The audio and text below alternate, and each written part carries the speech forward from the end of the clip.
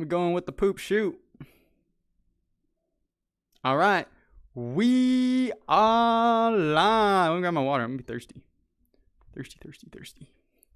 We are live.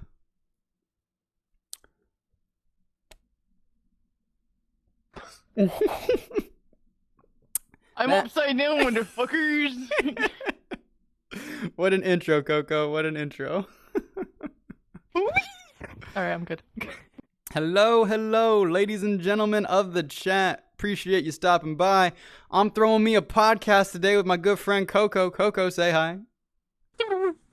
And we just gonna be talking about things and whatnot. Scarlet Raven, thank you so much for the share. Glad you're in the chat, and I will be seeing you tomorrow. Luna, hello. How are you doing? I was just chilling here with my friend Coco. Wanted to get some live moments with y'all, see how y'all's doing. But Coco, we were just talking. You can do the splits? Yeah. Like what? Like I can't do the splits. That's not something normal people can do. How long did it take you to learn how to do that? Okay, it doesn't take how long. It literally, how much you do it counts. Because every time you do it, you get a little better at it. Mm-hmm. I've perfected my right and middle, but not my left. I cannot do my left. What's a left split versus? I thought there's only one way to split your legs, right? Like what? Okay, so we have the right leg, so you go right leg first. We got the middle, you go down the middle, and then we have the left leg first. If you say so. It's very weird, man. Well, I mean, like, you were just telling me that you dance a lot, that you've done all these different kinds of dances. How long did it take you to get the flexibility needed to do the splits? So I was in gymnastics when I was really little, so I've already had some of it at the beginning. The only thing that was missing is learning to do the splits, and that was like the first thing we did every class. Really? It kind of grew every time we did it. Gotcha. Yeah, nope, not me. I'm not doing the splits. Even if I warm up, I'm not going to be able to do it. I'm not flexible enough for that. He'd break something. I would. I'd be in a wheelchair. I actually have a bruised rib right now, believe it or not. Really? Yeah, I totally Wait, really? do. Yeah, what did you do? So last weekend, I was out with my friends. We were at a park and we were playing some volleyball, right? And like, I'm the type of guy that like whenever I get into a sport, I just click in and I am like hyper focused on it. Like nothing else matters to me. The world is irrelevant. ADHD question mark? And all I do is focus on the sport. So like we're playing volleyball and I'm the type of guy who's like diving for it, who's reaching for crazy saves, that sort of thing. And like I probably hit the ground like around 30 times. And this one time I didn't roll quite right. Like I just had a bad angle on it. And like I hit a rock that was in the grass that we were playing on. And it caught me right in the rib. And it just like took the wind out of me. I might as well just send you a picture of my knee, bro. What happened to your knee?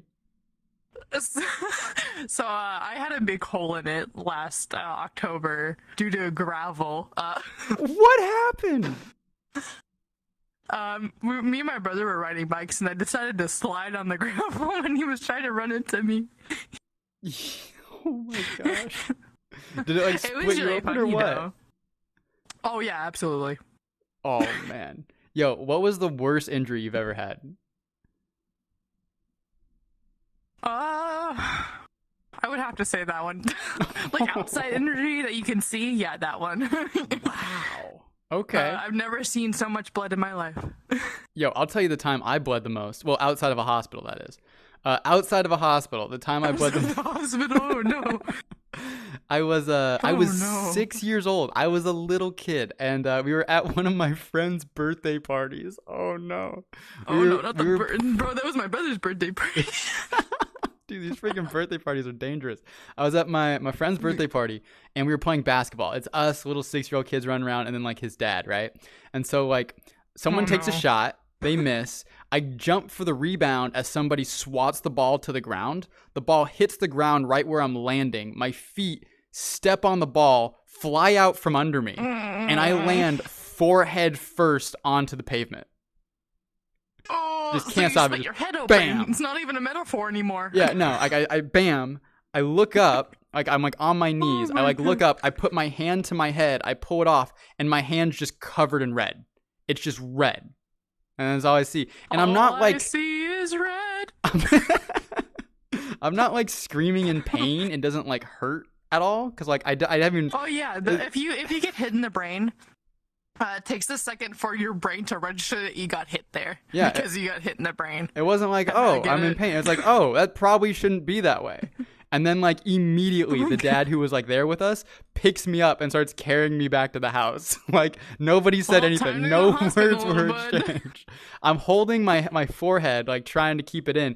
And I just see like the blood leaking down my arm, dripping off of my elbow. And I remember like trying to like flare my elbow out a little bit so I wouldn't get it on this dad's shirt. Like I felt bad about it. Oh my god. Nah, at that point, don't give a shit about a shirt, man. Give a shit about yourself. Right? And then this was a sleepover too, by the way. Happened. So this was a sleepover. Oh, and so like I'm supposed to be there that whole night into the next day. So the parents who feel awful at this point, you know, there's this kid who's there for this birthday party. His head's split open at this point. They don't want to send me to the hospital. They wrap me up as good as they could, gauze and all, right? I'm laying there on their couch. Just like mangled, destroyed, while all of the other like friends who are spending the night are trying to still have fun. I'm dying while I'm watching my friends have fun. Right? And then I remember a gift we all got because like it was his birthday. We all got him presents, but the parents got all of us presents. They were these little tiny like they're not quite. They were off-brand Nerf guns, right? And so we were gonna run around the house shooting each other. That was their plan. So. They got all of us one, and they kind of give it to me there on the couch. They don't really want me to participate anymore, but like they don't want me to feel left out. So they came up with this idea of we were gonna be like cowboys and make them dance. So like we would shoot the gun at their feet and make them dance as they're like running around trying to avoid it. So that was the game we played afterwards. And I remember I was feeling woozy. I was feeling woozy as I was playing that game with my friends. Yeah. Outside of a hospital, that was the most blood I've ever lost. Damn. Oh my god, I won't go into detail there. I think one of the craziest like inside pains I've ever had was what's that called?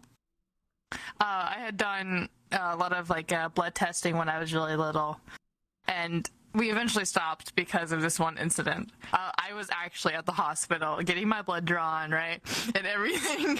And by the time we got out of the room, right, and we checked out and everything, I was walking out of the hospital with my mother. I said to my mother, "I don't feel so good," and I was out like a fucking light bulb. I was just dead passed out, and all the nurses apparently came running and shit. And oh my god, when I woke up, all I could see were these saltine crackers they were trying to feed me. And two clowns coming up from the stairs. Oh no. I was deadly scared of clowns. Like I was crying when I saw them. I was like, I don't know why they're here. It was so stupid.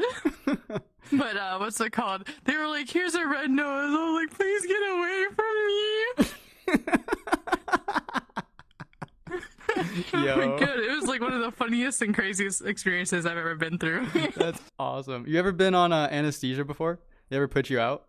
Oh yeah. I remember that happened to me. I was going in for surgery for a whole other story. I won't tell that. But I remember like laying there in the bed and the doc's like talking me through it. He's like, all right, I'm going to turn this gas on. And when I do, you're going to go to sleep. I was like, I'm not going to go to sleep. I'm tough. This ain't ever going to happen. He's like, well, start counting down from 10. I'm going to turn it on now. I was like, all right, doc, you're going to tell me how far I got.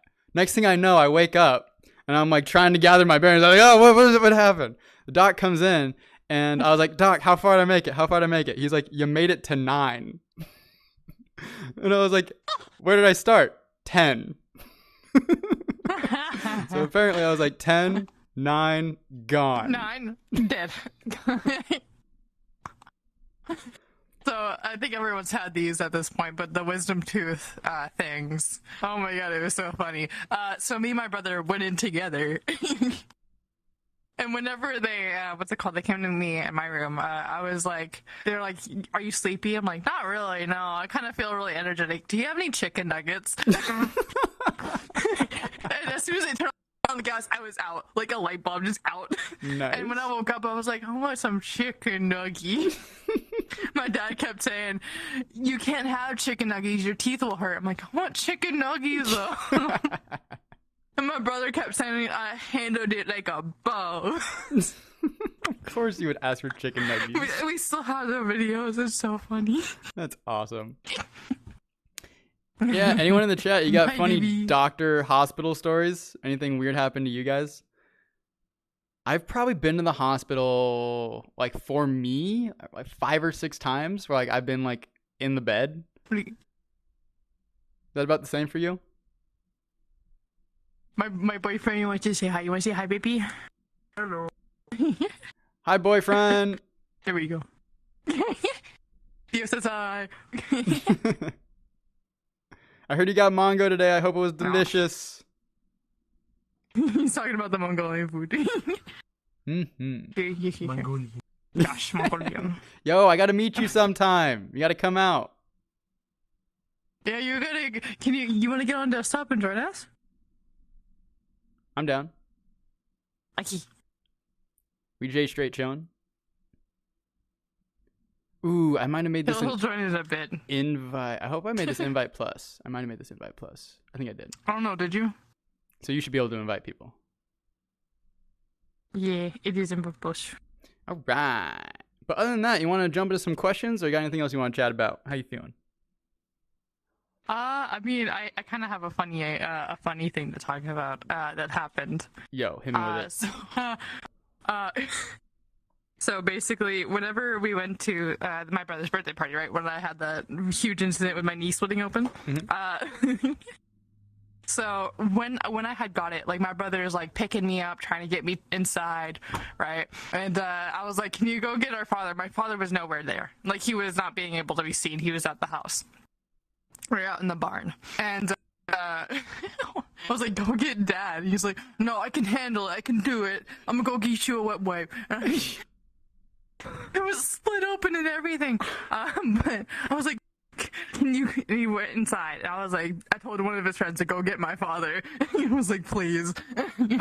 I was passing out at this point. I was losing consciousness. I was sitting on this chair, and all I could see was what's it called? The light above me. I was like, ooh, shiny. But when I had when my father had come in, I could not see him. Really? I did not see the person. I was like, God, is that you? Nice. He looked at me dead in the face. I'm not God. I'm like, oh. Yo, speaking about losing consciousness, you just reminded me of a story.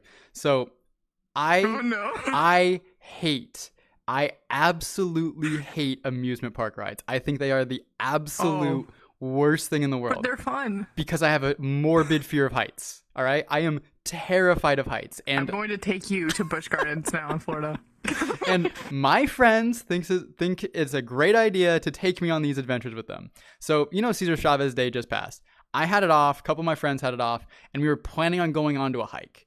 But at the last second, most of the people had to bail. So there were only 3 of us, right? Of those 3, one of them was like, 3 trails. Let's go. hey guys, I got free tickets to this amusement park. We should all go together. Oh, no. And my friends are like, yeah, let's do it. No. It'll be so much fun. And I was like, oh, they're going to take me on these rides. Like, I don't want to go. But they're free tickets. They were free. I couldn't say no to free tickets. So, you know, we load up the car. They're free. I mean, it's like free food, but better. It is. So we drive all the way down there, and I'm just thinking to myself, I don't want to do this. I don't want to do this. I don't want to be here right now. I don't want to be here right now. Hey, it's free. You don't got to pay for it. This is Six Flags. I'm a Cali boy. This is Vallejo. We got some fun rides out there. One of them. Six Flags in Texas? You can get Six Flags? Yeah, we got Six Flags. Yeah, it's nice. It's good. Oh, so mean. How dare you? You invite me? They have a ride called Medusa. I don't know if any of you guys been on a Medusa. I don't know if there are other Medusas in the world, but Medusa is like the vintage prime time roller coaster. Like, it's got everything you want. I wouldn't say it's necessarily the best, but it does everything right. You know that roller coaster that does everything right? Oh my God. Okay, so we get on this thing, right? And like my friends, of course, they're like, oh, we have to go to the front. We have to do the front. We're gonna wait the extra 2-3 times just to make sure we're the ones on the front of the line. Fine. And I'm just like, I don't want to be here right now. All right, so we eventually get there. They strap you in. The whole thing comes down. Gets on you, and my heart is racing. Right? I am a grown ass man on this roller coaster, and I'm on the verge of tears at this moment. Right? I'm on the verge of tears. We do the thing, and now we're chugging up, right? So you're slowly going up, chugga, chugga, chugga, chugga, chugga. And the entire time, I'm just sitting there going, oh no, I don't want to be here right now. The only reason I'm on this thing is my friend had free tickets to Six Flags. Oh, let's go to Six Flags, everybody. It's going to be a fun time, they said. We're going to enjoy ourselves, they said. I don't want to be here. And I am yelling profanities with children behind me. Fuck. It was all I could do. We get to the top. We're looking over the edge. And before we even hit there, I am already screaming. I'm just like, oh, on the way down. It's this amazing drop into this loop. Now, my problem was despite everything I had going on, I had forgotten to breathe. So as we're doing the first loop, I lose consciousness. I'm gone. I have no idea. I'm like screaming. I'm terrified. I'm gone. Right? So as we're doing the loop, sounds like crazy, man. I completely lose consciousness. I remember my mind like narrowing. It was like I was there, and then like I can see the sun. My attention and my focus went down to a single point, and then I just wasn't alive anymore. I just didn't exist for a second. And then his light bulb went out. The weirdest thing is like I didn't come back right away. Like parts of me started to come back. Like I'm sitting in this harness, right? Just lifeless, just kind of being thrown around from one side to the next, like head snapping back and forth. And like I wonder if any of the cameras got it on recording. That'd be so funny. It would. So like I'm kind of being whipped around. Like, and like my mind's beginning to come back, and I'm like, wait a second, like. What is happening? Where am I right now? Like I feel like I should know what's happening, and I begin to feel my body like being thrown back and forth, and I'm like, I should probably know why this is. I should probably understand what's happening here. Why can't I see? My eyes were open, but I couldn't see anything yet, and I started getting upset at myself because I really felt as though I should have been able to see at that moment. Slowly but surely. Here comes the sun. Slowly but surely, my vision comes back. I see that I'm on a roller coaster, and I'm like, oh my god, I'm supposed to be having fun. That is a good question, though, Scarlett. Are you scared of heights in VR too? I don't want to answer that. And by that I mean I 100% am afraid of heights in VR. Like, put him on the skyscraper map. No!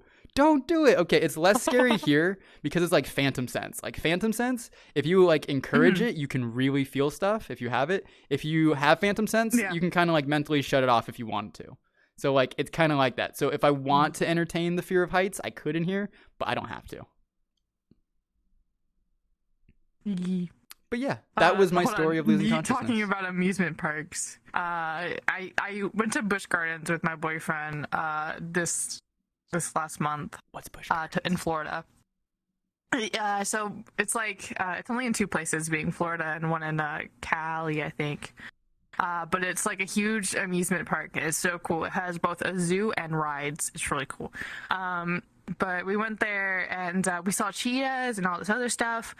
But the one ride that I was really happy about, it was like Sakura or something like that. But it was really cool. So every ride we went on, though, I had cried. Like it went so fast that tears fell out of my eyes, and I was not doing it. Wow. Like you can feel your teeth being shown all in your gums and shit, and it was so funny. That ride was one of my favorites because it went through water, and you could literally be in a splash zone if you weren't on the ride. But also another good ride that I saw was this Egypt one, and my boyfriend didn't get to ride with us, but because the seats were weird. But what's it called? We rode in the front most of the time, but this ride, it was crazy. It had like 4 loop-de-loops, 2 at the beginning and 2 at the end. and it would taunt you whenever you would drop at that big first drop things. It would get there and stop. Wow. And then it will go. Oh my It gosh. taunted us, and I literally cried. Oh my god. I was like, don't do this. This is so mean. I would not be able to take that personally. I would not be able to take that. I'm going to make you.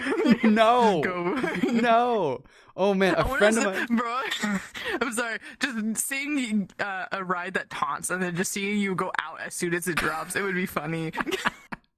It would totally happen to me too. It would totally happen to me. I believe so. Oh, you know what was bad? We have it was called Wonder Woman. It's one of those rides where it's like it swings back and forth while it spins you. Is You know Six those Flags? ones. Yeah, it's Six Flags. Yeah. And I've been we there were a lot. on it. I can't stand the spinner rides because they make me like feel like I want to throw up. So like I went on it once. Went on one of those one time. I felt so nauseous. It was everything I could to hold it in while I'm sitting there struggling with my own. A Just dude throwing on up the on other somebody side of on the me ground. throws up and it hits people on the ride. He threw up on people on the ride. Oh my god. I'm so glad I wasn't in the splash zone. We got off and I have not been on one of those since. No, sir. I am done. I am done with those spinners. I don't like them. I think my they're gonna favorite make me ride at hurl. Six Flags would have to be the Batman one Oh yeah. or the Titan. Yeah. Batman's fun. Have you been on the Titan? We don't have a Titan. Oh, you don't have the big orange one? Oh. Maybe we call it Kong. It's like an orange and red one. It's like the biggest roller coaster there, or no? Yeah, it's definitely up there. It's like at least Yeah. top 3. No, we have the Titan. It's fucking huge. It's bigger than the drop ones, the Superman drop. It's bigger than that. Yeah. Ours is too. I'm like, bro. I went on it once this last year summer, and oh my god, it was crazy. One of my friends that I went with, they had literally passed out after the first drop. I looked over to them, they were gone. Wow. And I was looking at them like, please come back, come back. I don't want to do this alone. Nice. But it was funny. Yeah. My friends go on Wonder Woman a second time, and like I wasn't. I wasn't about that. You're like, So- I'm gonna just sit here. Yeah, I'm waiting on the side. You know what happens? Somebody on the ride, a phone falls out of their pocket and hits You the got the gate splash probably zone? 10 to 15 feet from me. Their cell phone almost hit me in the head. Almost conked me. Like, it hits the railing and You were almost shatters in the into like splash 100. I know! And I wasn't even watching the Dolphins.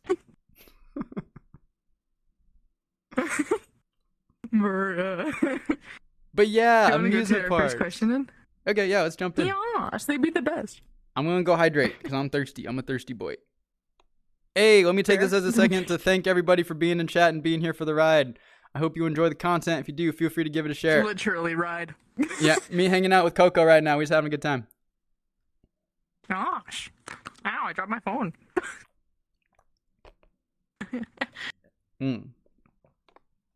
Stay Here hydrated. comes the sun. All right, so we had like some questions we want to get to, like real talk and stuff, I guess. All right, let's do some real talk. What's going on? What's going on? What are we chatting about today?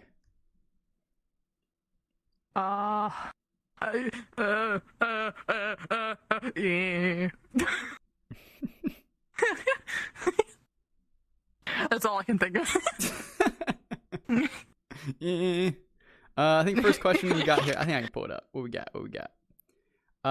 Why do we see so much broken mental health in VR chat? More so than in real life. More than IRL. Gosh. Hi, actual.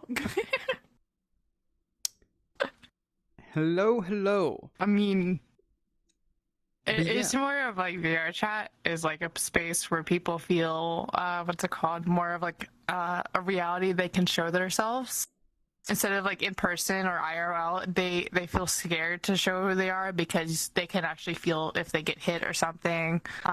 In VR, you're not scared to be behind a screen type shit. It's more of that like they can be who they are and not get punished for it kind of mentality, I guess, that I've seen. Yeah, that's something I've really noticed is like people can be open with themselves here more so than in real life. Like one thing Mhm. I commonly go to are the people who are really introverted and really shy. Like a lot of them find in real situations way too stressful, way too overwhelming. Yet they'll come into VR chat, they'll be mute for a while, and then like they'll start to warm up to some groups and some Oh yeah. crowds and then get the confidence to start speaking. And it's like that opportunity and that ability that allows them to express themselves in ways they wouldn't be able I was to mute for the without first year VR I was chat. on this thing. Yo, tell me about that. Oh, oh Jesus. I still have some people that met me during that time. Um, I was like, I would say a few, like 5 words probably, if someone even talked to me. It also had to deal with like the household situation I was in. But also it's more of like I was very shy. I didn't have very much social skills. I didn't talk to many people outside of it, so I really only talked to my family. And plus, I left school when I was in a sophomore year and went to homeschooling instead. So I guess that contributed to it a lot, as well as social anxiety. So I, with me talking, especially now, it looks different. Yeah, I mean, now you're a TikToker. You're like seriously on a live right now, like talking to people. Like you got to be a certain level of confident to do that. What was it in VR chat that kind of pulled that out of you? So I got my household situation fixed, and I became more confident in myself, wearing certain clothes that would make me feel proud of myself, as well as like dancing, working out a lot more. Going to the gym actually helped a lot, actually. um, I started working at the gym during a summer, and it kind of just went from there, man. I kind of just grew my confidence, grew my bank account, and got certain like self-care shit, and being able to acknowledge like self-care and what it looks like. And it's all that a person really could need, especially with bad mental health, you know? Yeah. So like So, what were those social interactions like early on? Like what were your first conversations like with people in VR chat? I think one of my like first conversations I had in VR chat, like full on conversation, was hearing the black cat.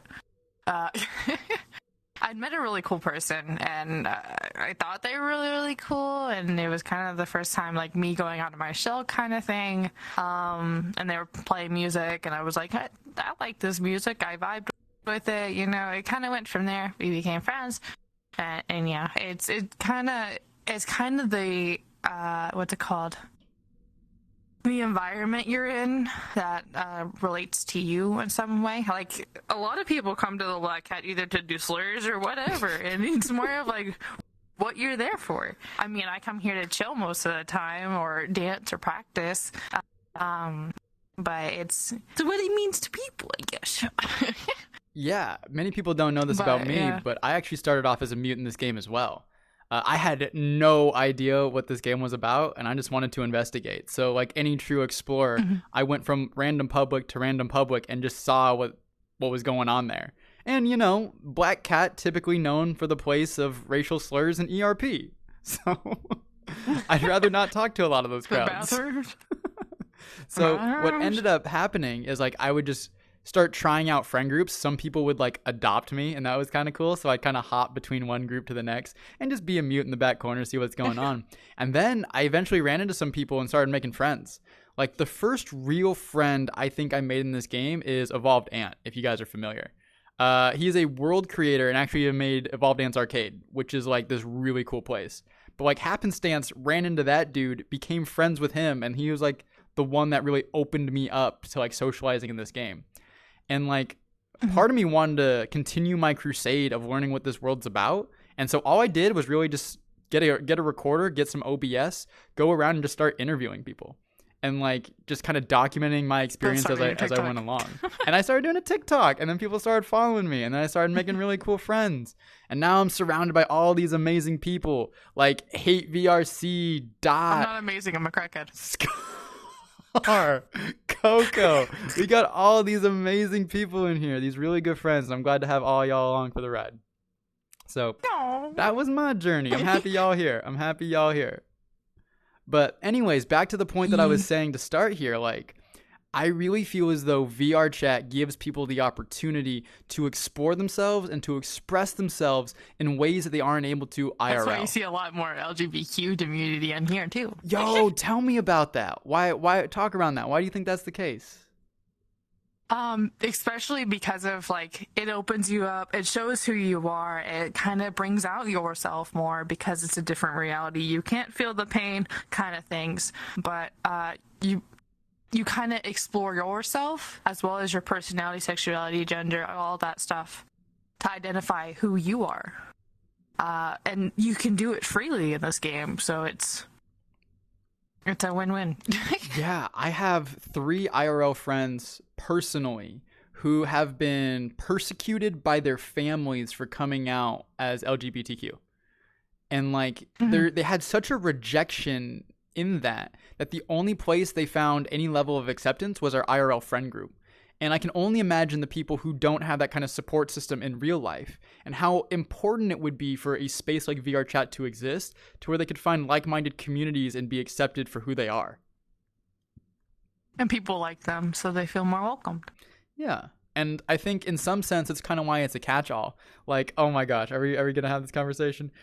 The first question that put me on the map that people cared about me asking on my TikTok is, does VR chat turn people gay? That's what I asked. To some extent, sometimes. Right? It's more of exploring yourself. It is. And I don't think... if you explore yourself, it's kind of happens. I think in some cases, it might... So here's how I see it. I think when you play VR chat, the environment, the landscape, gives people who are inclined to the LGBTQ community a place to be accepted for who they are. And so it doesn't necessarily turn you gay. It more like unlocks that in you if it's there. And so that's why I think there's such a Achievement unlocks. You have become gay. I'm sorry. As soon as you said unlock, I was like, gay. Oh my gosh. But yeah, and that's why I think there's such a big community here. And the one thing I'm really happy about is these people can like be with each other. You know what I mean? They can be accepting of one another and really build positive communities around that they wouldn't have otherwise if they were just IRL. Yeah. I started as this tiny hob deer, if anyone's seen that avatar. It's the little red one. And I started this game in the Hasman Hotel fandom. Hasman Hotel and Hell of a Boss. And I started there, and I kind of came in on a bad group eventually. And it was more of like, I came in, I was like, this place is pretty cool. Someone introduced me to someone else. I don't think it's a good place because it was way more infatuated with drama than the TikTok community, especially. Really? Like, I saw more of it, like, every day type shit, and I was like... and eventually, I was just, like, so tired of it. But I made a really, really good friend during that time, which is my VR brother, Scar. He's been with me since I started this game. And I eventually got tired of like the constant drama, and I was like, you know what? I'm gonna put this here. I put it in the main Discord chat where everyone was in it. I'm just like, I'm leaving. I don't want to deal with no drama. Don't come to me with your shit. Goodbye. And it's more of that, like, you gotta advocate for yourself, especially when those certain situations come and arose, and it's only hurting like your mental state or your physical health or whatever it can be. You gotta stick up for yourself to actually get out of it, you know? You really do. And you've got to find yourself a good community. I understand that can be hard in places like VR chat, and toxicity and drama are rampant in the place. It like oozes from the walls. Trolls and Black Cat. You know what I mean? And I think it's absolutely vital that you surround yourself with good people. Now, what I do know, what I have found amongst my travels is that there are good communities in VR chat. And if you find yourself right now in a toxic one, I say go out and try to meet new people, because those communities are out there and you would benefit a lot by surrounding yourself with those kinds of people. Just like the audacity. Oh, me! And Coco. Coco's good. As long as she's not talking about her addictions. Where? Okay, where? Oh my gosh. But yeah, no, go find yourself I'm a good hungry. community. I think it's super valuable. I do. But yeah, you got anything else? You want to hit that next question? Yeah, we can hit the next question. My hand doesn't go away. I'm gonna hydrate.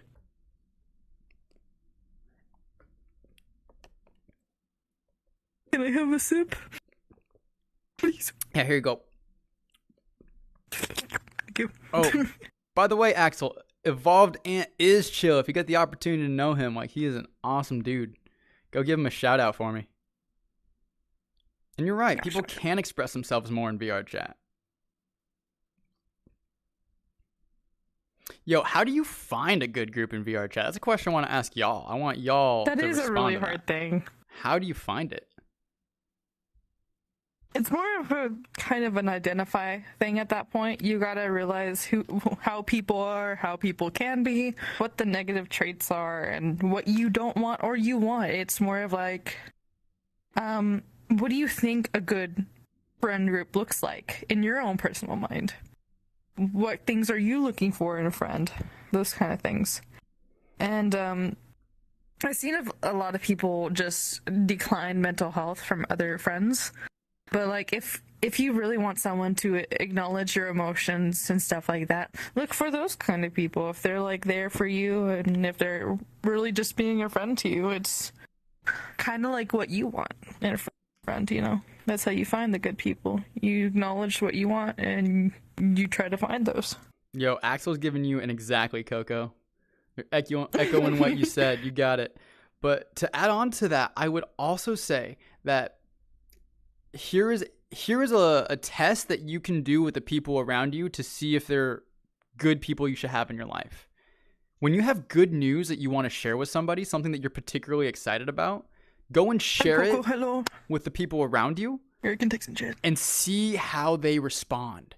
If they respond positively and they're celebrating and partying with you, those are reputable people. If you tell people good news and they don't share in your excitement and your joy, you might want to second guess that they're the people you want to be surrounding yourself with. That's one thing that I've heard before, and it's always worked for me. When you tell people good news and they respond with like some quippy slapback or some like angry, jealous comment to kind of like try to tear you down, those aren't the people you want to be around. Now, that's not a perfect test, but it's definitely something to try. Hello. Thank y'all for being here. All right, do we want to hit that next question? Yeah. Ooh, I got Actually, could I acknowledge something? I mean, yeah. I've seen a lot of like disorders, right, on VR more, and one thing that I've acknowledged so much is the ADHD, especially with TikTok. People have like a 15 span attention span. I'll be like, ooh, shiny, all the time. But what's it called? And acknowledging like certain people's traits with ADHD, it can be very hard. And the way I kind of go about it is, if I'm gonna be mute, which is usually in a public world, I will sit there and just play my music, listen to music, whatever it is, and just kind of listen to other people's conversations around me and see if they're a good person based off of the conversation they're having with someone else. Ooh, that's a good check. Yeah, it's more of like the tone of voice they use, how much attitude they put into the conversation. Do they have a good or bad emotion when talking in a public world? It's kind of those simple things that you gotta acknowledge, as well as the type of conversation they're having. I don't know if this would work as well in VR chat, but there's that rule that like you should judge someone's character by the way they treat the waiter. So like when someone's at a restaurant and like they have all the power in the conversation and the waiter doesn't have any, how do they treat that person? I think that's a good mark of who somebody is. Yeah. I mean, I don't see that as a very good help on VR chat, especially with like everyone tries to treat each other equally, or everyone's like no power, no nothing kind of thing. It's a VR chat, you know. I would say like acknowledge the conversation like you're at another table. I like that. You know, yeah. So you listen, like you're kind of like the one on the second seat next to them, and you're acknowledging the conversation and listening to it. You mentioned ADHD, and there was something I wanted to say on that specifically. So my mom was an elementary school teacher and Asian at the same time, so she was hard as nails on her students. And she taught for over 30 years. She is one of the best in her field. She won 3 national awards, right? So she's big time. She big time in the teaching community. What she found was that people with ADHD, on average, were her smartest students. Occasionally, she'd have a smart student, like one of the bright students that didn't have ADHD. But for the most part, the kids who had the hyperactive disorder were the ones whose minds were just operating on a completely different level. And one thing that I think is I'm gonna use something I saw on TikTok about that, actually. So that's because of the hyperfunction. Their brains work at a different speed than regular brains. And it's more of, if you know the simile or the metaphor, like think outside the box, I would say their box is a beehive, quite literally. They also compete with the bees outside the box as well as inside the box. It's insane. They can work from both sides of the brain to the inside of the brain, and it's insane. I've seen so much of it, and it's just like, ooh, shiny. I'm actually working on this, though. Like, you can do 2 things at a time, and it's funny, but yeah, one of my as long as friends, you don't get distracted on one.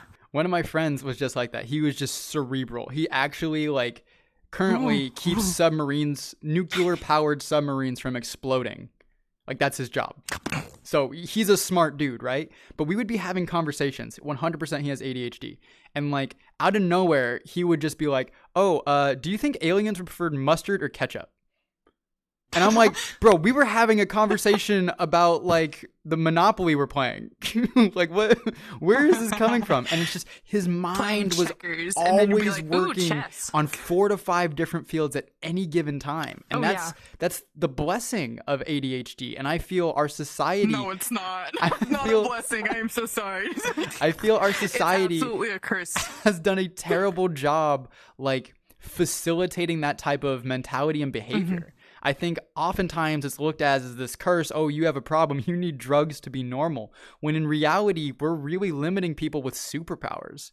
Like, we should be facilitating people with ADHD to be able to maximize their potential. Because if they can reach that, generally speaking, those bars are going to be higher than everyone else's.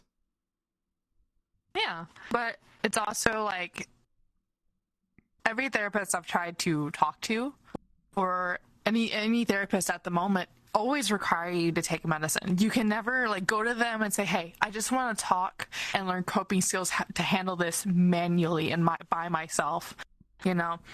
And I'm going to school to become a therapist like that. I want you to be able to learn how to do it yourself so you don't have to come back to me, you know.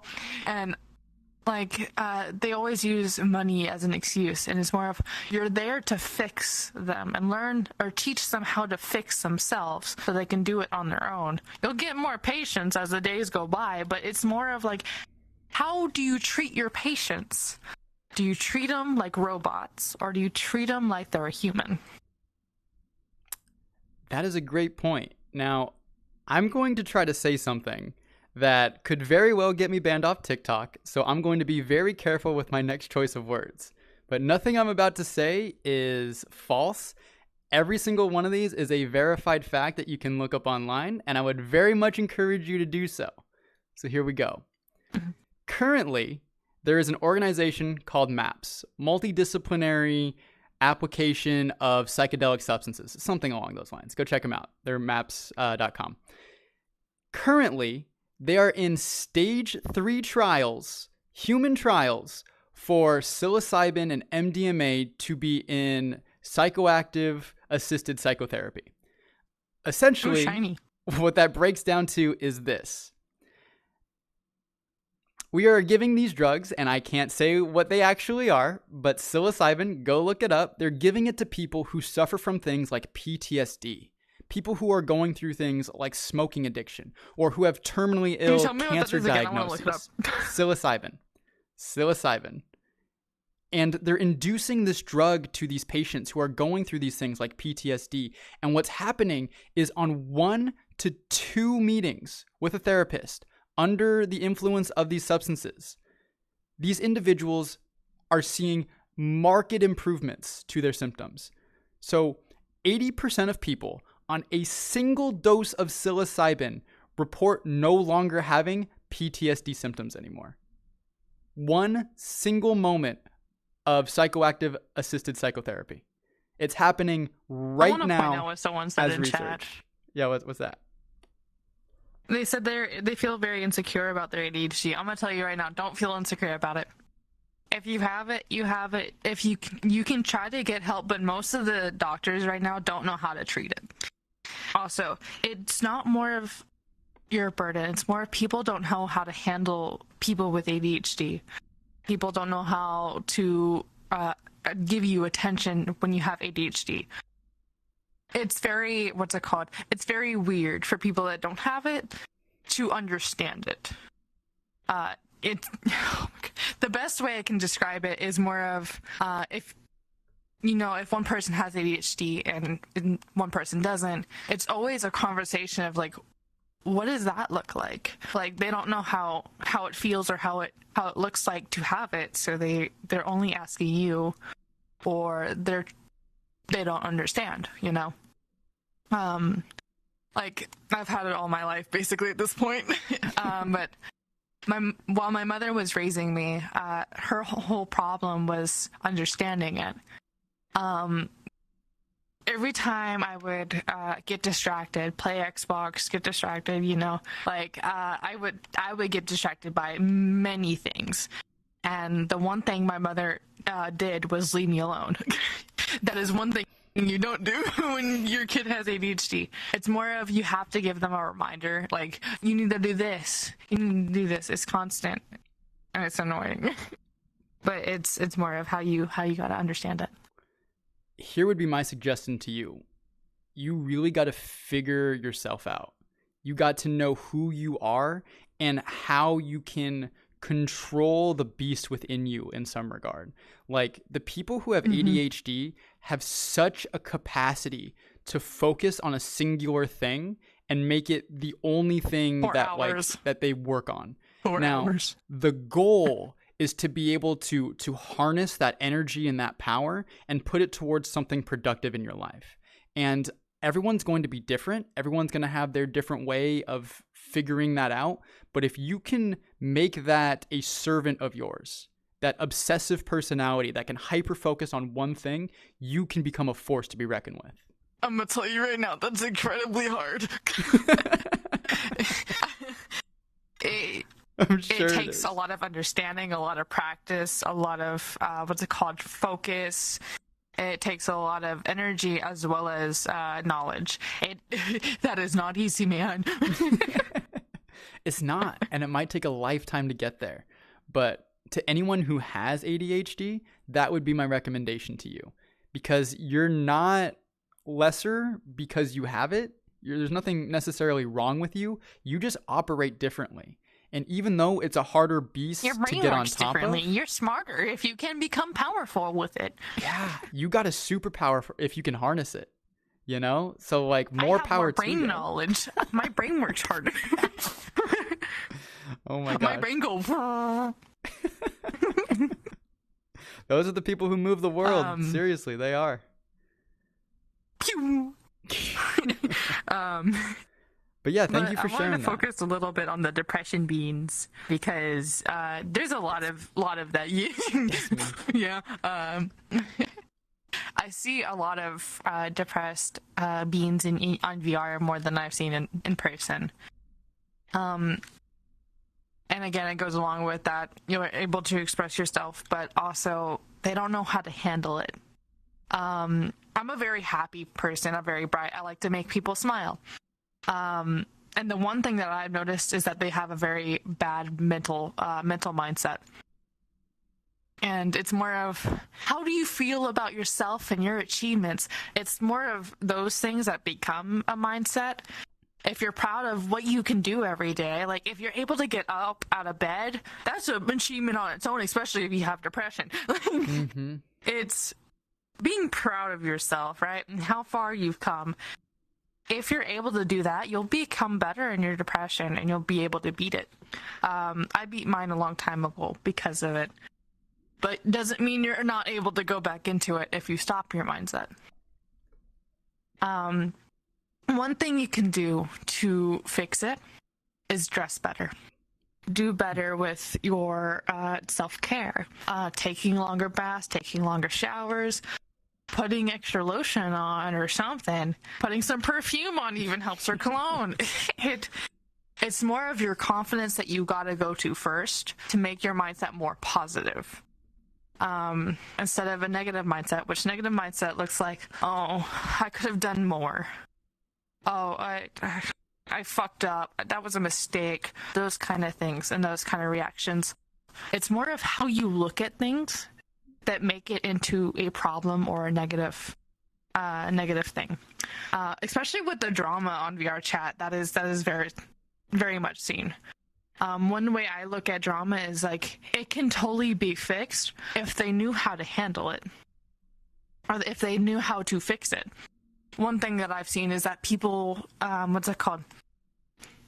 people tend to take things out of context, especially with VR chat. VR chat doesn't have great communication at all, and I bet it could be better. But one thing that we gotta work on is how you react to certain things. So I'm gonna jump in and start talking about that depression there for a second, because that was my dragon that I have fought and that I continue to fight.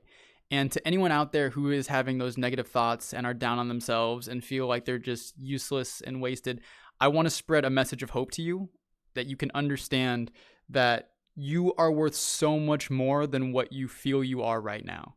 You're in the pit of it and you're going through a lot of psychological warfare. And just because you're struggling now and you're in a dark spot doesn't mean that's how life is going to be from here on out. Take it from somebody who's been there and who himself has been to the brink. As long as you keep pushing, as long as you keep fighting, there is a hope and there is a future out there far greater than anything you can imagine. And I just want to call you right now to the strength it will take to get you there. And I just want to spread that message. Shit, and I was really proud. Same here. Once you become better in your mindset, you'll be able to beat it. No biggie. Be like, I'm more happy. I can make people smile. And then you're going to look back and be far more grateful than you could ever possibly imagine. And here's something I want to say. I'm still here. Let's go. Here's something I want to say on that is you got to find out what's causing your depression. And it might not always be self-evident. And here's what I mean by that. In many ways, when I was really depressed, and I have seasonal depression, I found out it really comes on every winter when the sun goes away. When the sun goes away, I die. Anyways, you got to find out what your triggers are. Here comes the sun. Can you stop? You've been saying that this whole time. I'm sorry. But you've got to find out what your triggers are. And sometimes it's not as evident as you might think. You might think, oh, it's the relationship that's weighing heavy on your mind. But I'm going to tell you this. I found out I was lactose intolerant because when I stopped eating dairy, my depression symptoms lifted. Not all of them, but a big portion of it was connected to my diet, because my body, the way I operate, can't function well when I'm having milk and dairy products. So I was eating that constantly, not even thinking about it. And when I finally figured it out and stopped, so many of my symptoms disappeared and life became so much more enjoyable. So one thing I want to say to you is, if you are in that dark place, figure out what's triggering you. Even if it's something in your diet, maybe it's your sleep schedule, maybe it's your family, maybe it's your friend group, maybe it's a combination of all of it. Figure out what's causing you to be in this dark mental space and do what you can to mitigate it. That'd be my advice.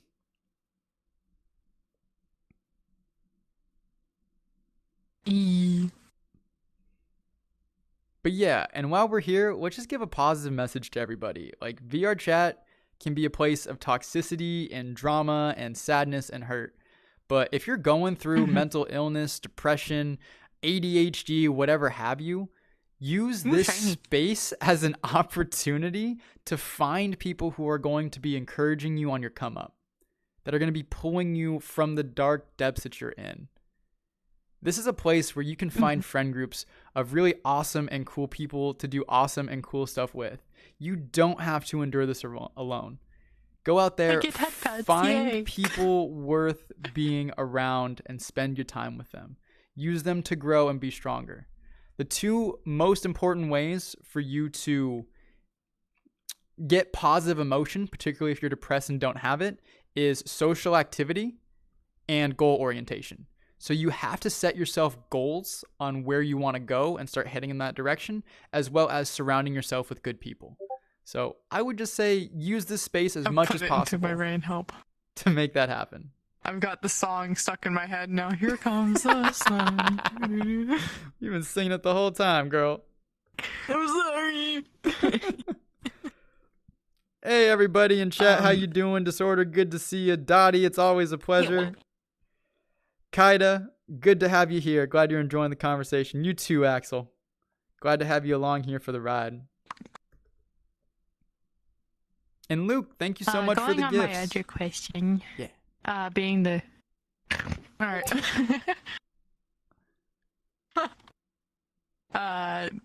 The BPD. What is BPD? Or borderline personality disorder? I wanted to bring this up because it's not really a common diagnosis, but it's also a very, what's it called? Unable to understand kind of diagnosis. I'm diagnosed with it. But it's one thing that it's kind of really hard to understand. People with BBD usually have very extreme emotions. It's either you're always happy, or like you put all your energy into happiness, or sadness. It's never half and half forever. Like you can go from straight to happy to, especially like, this is very dark. I don't know if I can say this, but you can go from like one end of happiness to the complete opposite. Like you can be like sugar flies and rainbows to I'm dying. Like it's insane. But it's also very straining. And one thing that I've dealt with it is that I get mistaken for autistic a lot. That's one thing. But I also get what's it called? People with BBD also go about things differently, like way differently. They're always in their emotions, or they have it masked enough to where they're able to hide it completely, or they are able to, what's it called? Hide it in a certain way where it doesn't break, if that makes sense. Like camouflage. People that, yeah, it's more of like they go about things differently so that thing doesn't break, if that makes sense. Like me, I kind of go about like drama and stuff like that as a conversation and a learning experience. People say it may be drama. I'm like, no, it's a conversation until the emotions are shown. That's why drama becomes drama. It's only because people let their emotions in that it becomes an argument and a situation. So one thing to prevent drama, hide your emotions. Conceal, don't feel. Listen to Elsa. Don't let it show.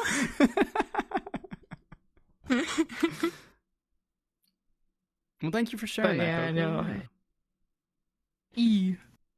What would your advice be to people who have it? My main thing is that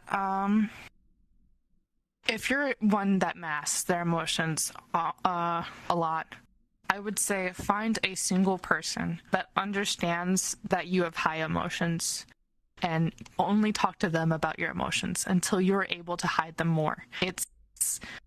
It only becomes a big ordeal whenever you let your emotions show to the wrong person. I would say try to find the right person for you, but be able to show your emotions when you're alone and be able to heal better by yourself. It's a very lonely experience as well that I've noticed. Or find someone with BPD that you can show your emotions to, because they can definitely handle it as much as you can. And I would say try to find one person.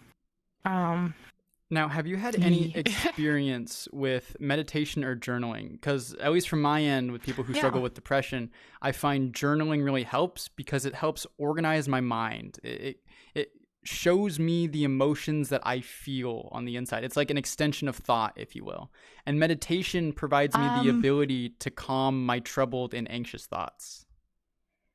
I don't more of meditate or journal. I more of put things into a playlist or a song playlist and figure out my emotions from songs that I listen to. That also goes around with my ADHD. One of the things that would help a lot with keeping focus is music. And I would put a playlist that actually hit my emotion key. Like songs that would make me cry, songs that would get me like all excited or happy or just things like those.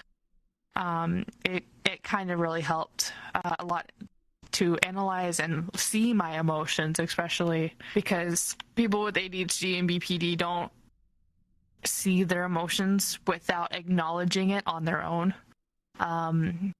They let other people see it, but they can't see it, or they can't analyze what's causing that emotion. So I kind of put them all into a song that justifies my emotions, you know. So yeah, Gotcha. that's more of my thing. Would you have any other advice to people who have it?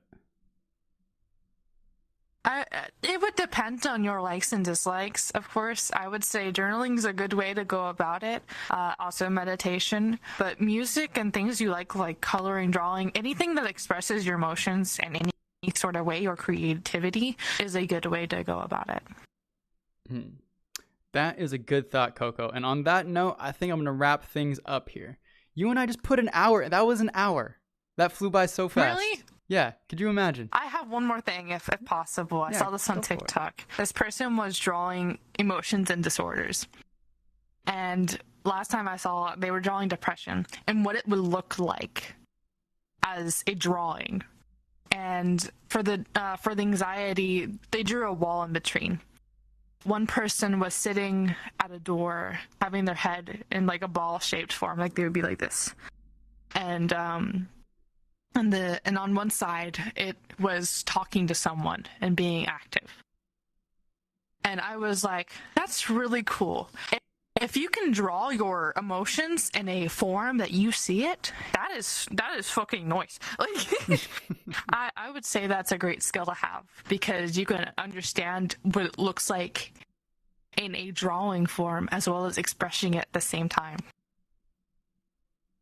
So yeah, if you got those emotions locked in you, you got to find your way to express it. Some people are more linguistic and can do that just by typing it out and journaling. Some people are more graphic and want to put it into a piece of art they made.